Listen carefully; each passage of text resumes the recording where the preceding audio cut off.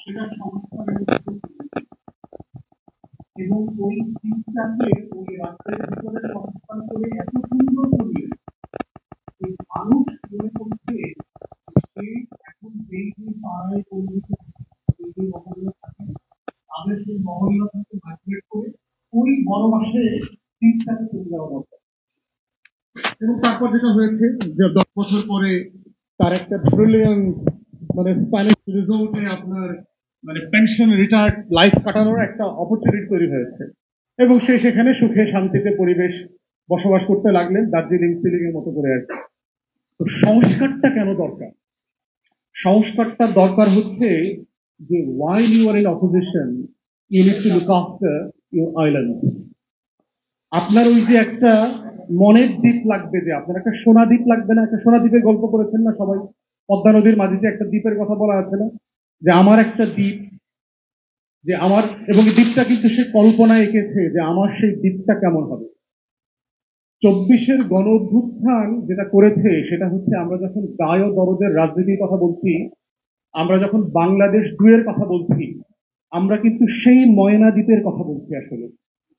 ওই যে আমার একটা ময়না দ্বীপ, যখন আমার মন খারাপ থাকে আমি কই চলে যাই? আমি সেই পদ্মা নদীর পারে আমার ময়না দ্বীপে চলে যাই।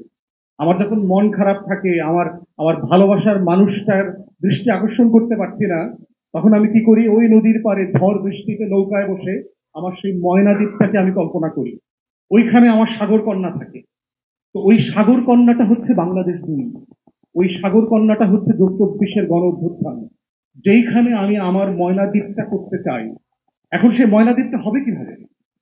এই ময়না দ্বীপের ম্যানিফেস্টো হচ্ছে এরকম শত শত হাজার হাজার পৃষ্ঠার কাগজ। এই ময়না দ্বীপের গল্প লেখা আছে, আমার প্রিন্সেস ডায়ানার গল্প লেখা আছে, আমার বাংলাদেশ 2-এ সেই সাগর কন্যার গল্প লেখা আছে। ওইখানটাই হচ্ছে এমন যে ওইটাকে ভালোবেসে দরদ দিয়ে ওই বনবাসের জীবন কাটানোর জন্য বানাইতে হবে। যদি ওইটা বানান তাহলে দেখবেন জেলে যাইতে আর কোনো রাজনৈতিক প্রতি ভয় পাবে না, আন্দোলন করতে কেউ ভয় পাবে না, সত্য কথা বলতে ভয় পাবে না। তো সেই জায়গা থেকেই হচ্ছে সংস্কারের প্রয়োজনটা বারবার কেন আমরা ইগনোর করছি? কারণ আমরা আসলে ময়না দ্বীপটাকে এখনো কল্পনা করতে পারছি না, ওই বনবাসের দ্বীপটাকে এখনো কল্পনা করতে পারছি না। ওখানে যে আমার সাগর কন্যা আছে, ওইটা যদি এই দেশের মানুষ বুঝবে যে ওইখানে আমার বাংলাদেশটা আছে। ওই যে একটা আপনার একটা রোমান্টিক গান আছে না, যে আমি কাউকে বলিনি সে নাম, কেউ জানে না, না জানে আড়াল, জানে কান্নার রং, জানে জ্যোৎস্নার ছায়া।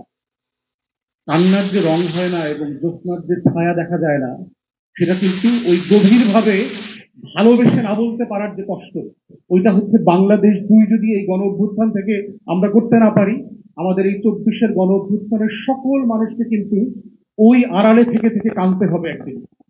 সবাইকে কাঁদতে হবে এবং এমন ভালোবাসার মতো করে কাঁদতে হবে যে এই ভালোবাসার গল্প দিয়ে আপনি আর এই বাংলাদেশ করতে পারবেন না। It's two late then.